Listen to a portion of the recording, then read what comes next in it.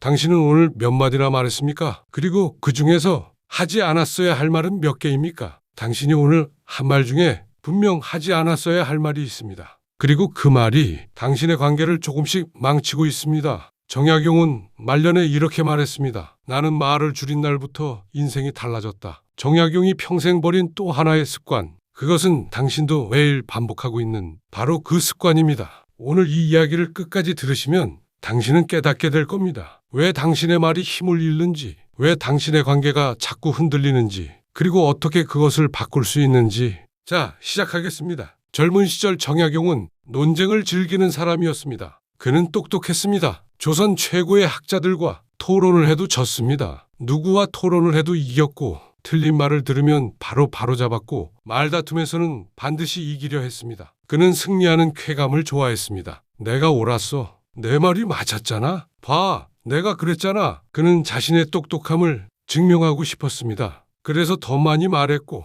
더 강하게 주장했고 더 길게 설명했습니다. 하지만 시간이 지나면서 그는 이상한 것을 발견했습니다. 말싸움에서 이길수록 사람들이 멀어졌습니다. 논쟁에서 승리할수록 관계는 무너졌습니다. 처음에는 사람들이 그와 대화하기를 좋아했습니다. 정약용과 이야기하면 배울 게 많아. 하지만 시간이 지나자 사람들이 그를 피하기 시작했습니다. 정약용과 이야기하면 피곤해.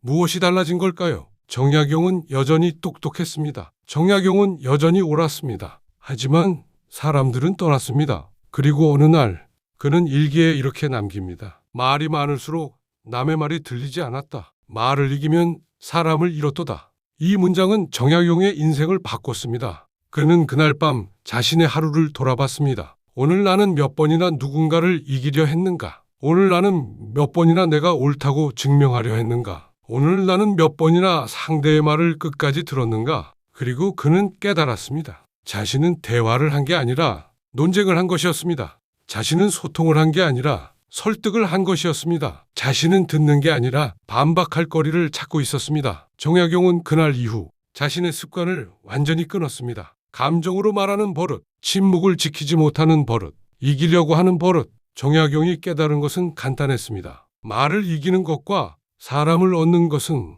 완전히 다른 문제라는 것. 당신은 논쟁에서 이길 수 있습니다. 하지만 그 순간 당신은 그 사람을 잃습니다. 당신은 말로 상대를 이길 수 있습니다. 하지만 그 순간 당신은 그 관계를 잃습니다. 생각해 보세요. 당신이 최근에 이긴 논쟁이 있습니까? 그 논쟁에서 이긴 후 그 사람과의 관계는 어떻게 되었습니까? 아마도 예전 같지 않을 겁니다. 당신은 이겼지만 관계는 졌습니다. 정약용은 이것을 너무 늦게 깨달았습니다. 그래서 그는 평생 후회했습니다. 내가 조금만 더 일찍 침묵을 배웠다면 얼마나 많은 사람을 잃지 않았을까? 정약용은 유배 생활 동안 수많은 사람들을 관찰했습니다. 그리고 그는 발견했습니다. 말이 많은 사람은 신뢰를 잃었고 말이 적은 사람은 신뢰를 얻었습니다. 그는 두 사람을 특히 주목했습니다.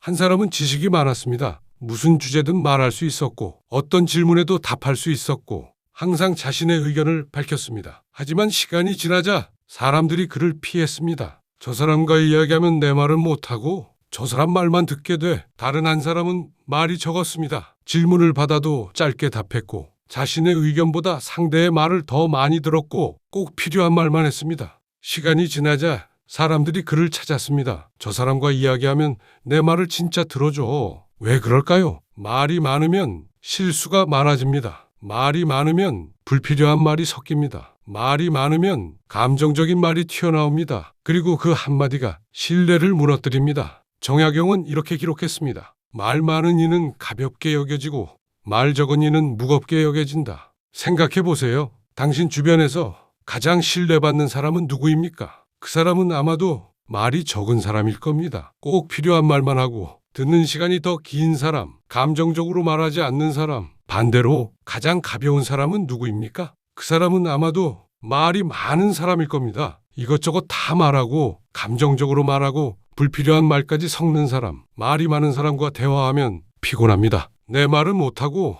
상대 말만 듣게 되고 끝나고 나면 소진됩니다. 하지만 말이 적은 사람과 대화하면 편안합니다. 내 말을 들어주고 적절한 때 짧게 답하고 끝나고 나면 충전됩니다. 정약용은 말의 법칙을 4가지로 정리했습니다. 첫째, 말은 절반으로. 정약용은 이렇게 말했습니다. 하고 싶은 말이 10개라면 5개만 하라. 그 5개 중에서 3개만 하라. 그 3개 중에서 하나만 하라. 말을 줄이면 줄일수록 그 말의 무게는 커집니다. 100마디 말보다 1마디 말이 더 강력할 때가 많습니다. 정약용은 유배지에서 이것을 실천했습니다. 누군가 그에게 조언을 구하면 긴 설명 대신 단 한 문장으로 답했습니다. 그것은 내가 결정할 일이다. 네 마음이 이미 알고 있다. 옳은 길은 항상 어렵다. 짧았지만 강력했습니다. 사람들은 그 한 문장을 평생 기억했습니다. 둘째, 듣기는 2배로. 정약용은 이렇게 적었습니다. 입은 하나, 귀는 둘이다. 말하는 것의 절반만큼 들어야 한다. 아니, 더 정확히는 말하는 것의 2배를 들어야 한다는 뜻입니다. 우리는 대부분 듣는 척하면서 말할 준비를 합니다. 상대가 말하는 동안 내가 할 말을 생각합니다. 저 사람이 이렇게 말하면 나는 이렇게 대답해야지. 그건 듣는 게 아닙니다. 정약용은 진짜 듣기는 상대의 말이 완전히 끝날 때까지 아무 생각도 하지 않는 것이라고 했습니다. 단지 듣기만 하는 것. 그게 진짜 듣기입니다. 정약용은 이렇게 기록했습니다. 듣는 동안 내 생각을 비우니 상대의 마음이 비로소 보였다. 셋째, 감정이 올라오면 침묵으로. 정약용은 이렇게 남겼습니다. 화가 날 때는 입을 다물어라. 그 순간의 말은 평생 후회를 남긴다. 화났을 때 한 말, 짜증났을 때 한 말, 감정적일 때 한 말. 이런 말들은 절대 되돌릴 수 없습니다. 말은 한번 나가면 다시 주워 담을 수 없습니다. 정약용은 젊은 시절 감정적으로 말해서 후회한 적이 많았습니다. 어느 날 제자가 실수를 했습니다. 정약용은 화가 나서 소리를 질렀습니다. 네가 그것도 모르느냐? 그 제자는 그날 이후 정약용을 피했습니다. 정약용은 그 일을 평생 후회했습니다. 내가 그날 침묵했더라면 그 제자를 잃지 않았을 것이다. 그래서 그는 감정이 올라올 때마다 입을 다물었습니다. 1시간, 하루, 이틀, 감정이 가라앉을 때까지 절대 말하지 않았습니다. 그리고 감정이 가라앉고 나서 다시 생각했습니다. 지금도 그 말을 해야 하나? 대부분의 경우 더 이상 할 필요가 없었습니다. 감정이 사라지니 할 말도 사라졌습니다. 넷째, 의견은 짧게, 근거는 명확하게. 정약용은 이렇게 적었습니다. 말이 길면 설득력이 떨어진다. 짧고 명확한 말이 마음을 움직인다. 설명이 길어질수록 상대는 지루해합니다. 변명이 길어질수록 신뢰는 떨어집니다. 정약용은 자신의 의견을 단 한 문장으로 정리했습니다. 그리고 그 근거를 3가지 이하로 제시했습니다. 나는 이렇게 생각한다. 왜냐하면 첫째, 둘째, 셋째 때문이다. 그렇게 하니 사람들이 더 집중했고 더 설득되었습니다.